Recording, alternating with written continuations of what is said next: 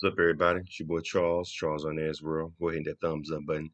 We're gonna go ahead and dive into this reaction to this video about how Eazy got into the dope game and his cousin Butler introducing him to the world of drugs in Compton. Let's go ahead and check it out. Give me the thumbs up button. Subscribe to Charles on as well. A dealer, Eric worked some dead-end jobs. He considered going out for the post office like his old man, even taking the civil service test. But that life wasn't for him.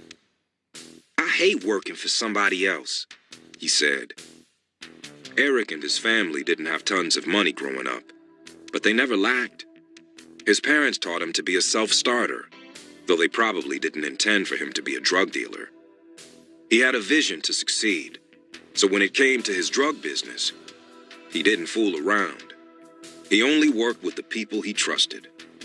A typical day might start with him prepping his stash of cocaine in the garage and getting into his boat-length 1973 Chevy Caprice, maroon with a white vinyl top, called a glass house for the long mirrors surrounding the cabin.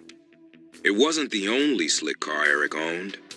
At various points in the 80s, he also drove a Nissan truck, a pink Suzuki Jeep with candy paint, and Volkswagen Bugs, including one of 1960s vintage with "The Freaks Come Out at Night" decaled on the back window, in honor of Brooklyn rap group Houdini's hit song. Eric would pilot the Caprice less than a mile over to Atlantic Drive, pulling up where East Caldwell Street came to a dead end. This was a particularly dangerous gang nexus controlled by the Atlantic Drive Compton Crips, with other sets including the Neighborhood Crips, the Kelly Park Crips, and the South Side Crips all nearby. All wanted to grow their drug businesses. "It was a powder keg," said CPO Boss Hogg. The Crips were established in South Central in 1969 by muscle-bound teenager Raymond Washington, who enlisted a fearsome high school friend named Stanley Tukey Williams. They formed an alliance to battle other local gangs. "I thought, I can cleanse the neighborhood of all these, marauding gangs," Williams said. "But I was totally wrong. And eventually we morphed into the monster we were addressing." In 1979, Williams was convicted of murder and was put to death by lethal injection in 2005. Washington, who hated guns but loved to scrap, "Raymond would take his shirt off and fight his ass off all day long," an acquaintance said, was murdered in 1979. Adopting their signature color blue, in the early 70s, the Crips attempted to expand their turf into Compton, which had its own neighborhood sets. Guys living on and around Piru Street near Centennial High School banded together to defend themselves, forming the Pirus. The group included Sylvester Scott and Benson Owens, who are credited with founding the Bloods, which enveloped sets including the Brims and the Bounty Hunters from the Nickerson Gardens housing projects in Watts. They took red as their color, owing to the fact that the Pirus were called roosters, the Bounty Hunters were called blobs, and the Brims used to put red-stemmed matches in their hats. Both sects splintered and mutated across the country, and their rivalries, sometimes among their own members, became increasingly bloody. By the time Eric became a young man, the Crips and the Bloods, along with Latino gangs, had divided up Compton between them and were on their way to taking over the region. It's not hard to understand the appeal.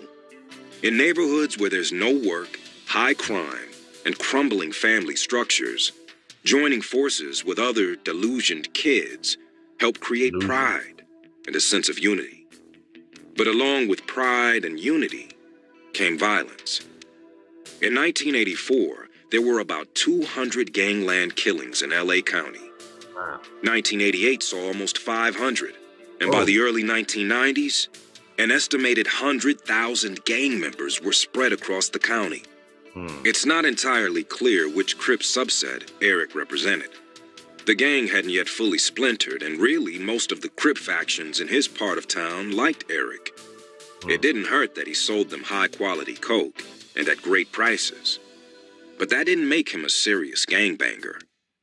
Sure, he sometimes wore blue, But he didn't do drive-bys, and he didn't seek retribution against other sets. That wasn't how he rolled. He was about his money, pure and simple. Eazy was a hustler. Atlantic Drive was the name of an apartment building out of which he sometimes operated, and also the name of its street. The unglamorous two-story stucco spot housed a few dozen families, but it was especially effective as a 24-hour drug market. Its C-shaped layout prevented most of the units from being seen from the street, which meant interested buyers could approach without fear of police observation. Buyers could get everything from crack and angel dust to weed or Sherman, marijuana joints or Nat Sherman cigarettes dipped in PCP.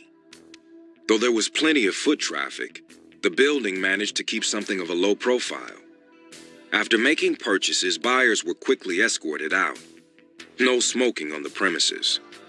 It was the perfect dealing zone. Gangs were involved with the drug trade, but there was little established hierarchy. If someone saw you were a hustler, they'd front you some, said rapper JD, who dealt on Compton's Poinsettia Avenue. It was always on consignment, and everyone had a beeper and one of those big brick phones. You'd put it in your pocket, and your pants fell off. Dealers would keep their supplies at a stash house, a spot inhabited by a drug addict, whom they'd pay in crack, maybe a gram a day. We called them the house man or the house lady, said JD, adding that he felt no guilt about selling people such a noxious drug. Our philosophy was, we didn't put a gun to their head. JD, who went on to fame as a member of Ice Cube's group, the Lynch Mob, specialized in curb serving, selling to people hand to hand on the street like a drive-through Taco Bell. Customers included anyone from McDonnell Douglas employees who drove over from Long Beach to addicts from the neighborhood. He kept his money between his insole and the bottom of his shoe. That way you could run away with it. And once he made $1,000, he would take it home and come back fresh. Eric didn't do deals with just anyone on the street. He sold wholesale, and only to clients he knew, including cousins working out of the Atlantic Drive apartments. If he recognized a number on his pager, he'd call back on a payphone. Of course, you needed to know the codes. For an 8-ball, an eighth of an ounce, the page should include an 8. The code for a half ounce, meanwhile, was 12. If something felt off, Eric simply didn't do the deal. One slip-up could mean the end. Compton hustlers didn't play around. Eric only had to remember Horace Butler.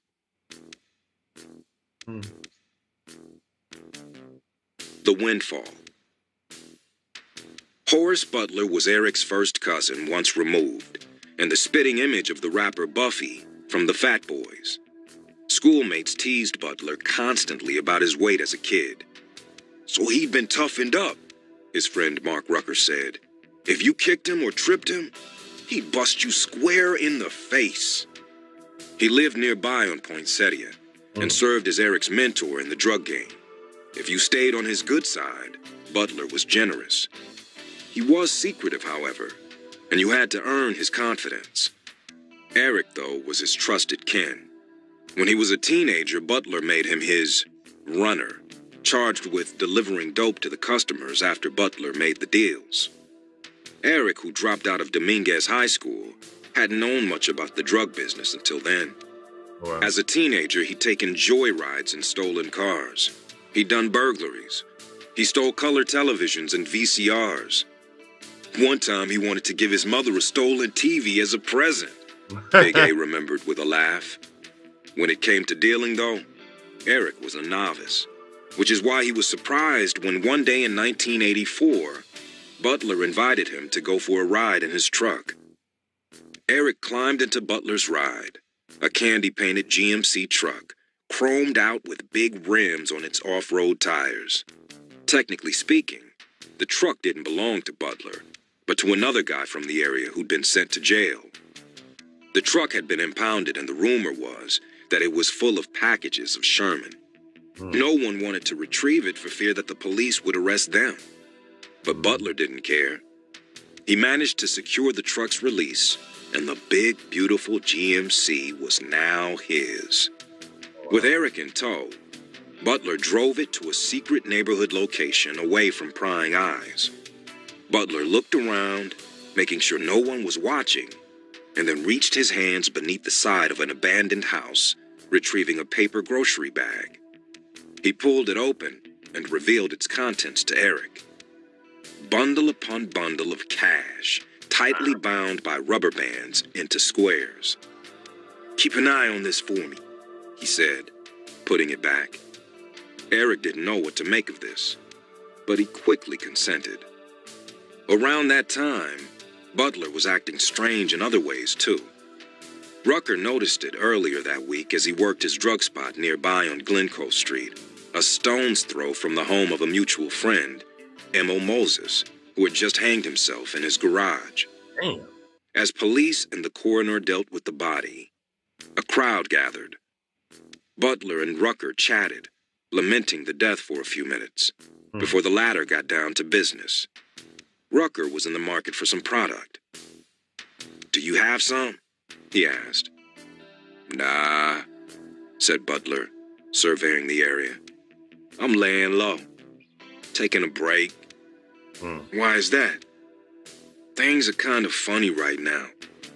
The men parted ways, making plans to see each other at Moses' funeral, for which Rucker was to be a pallbearer. He had even rented a suit for the occasion. But Butler wouldn't make it. A few days later, just after midnight, he was driving his truck in mid-city LA, about to enter onto the 10 freeway with a passenger in tow. As he pulled up to the signal light, he was shot 7 times by his own passenger, who promptly jumped out. Its driver now dead, the truck slowly rolled backward before hitting a pole and coming to a stop. The murder left a trail of questions. Who was this person? Why did he or she murder Horace Butler? Was it about money, the truck, drugs? Only one truth was known. There would be another funeral in Compton that week. That is crazy, man. What do y'all think about that video? What do y'all think? Wonder what did they ever solve the case of Eazy-E's cousin Butler, Horace Butler? Does anybody know? Anybody who watches this video that was around back in Compton in those days, any OGs, let me know. Whatever happened to with the Horace Butler situation? Why did he get killed? And did they ever catch the person who killed him? You know what I mean? So what do y'all think about this story? This is I always wondered about there was always speculation about how Eazy got into the drug game. But apparently he got into the drug game from his cousin Horace Butler. But I'm just curious about why he passed away, and did they ever catch the person who murked him? Anyway, leave your comments and subscribe to Charles in This World. What do y'all think about this video? Appreciate it, guys. Take care. Probably going dead.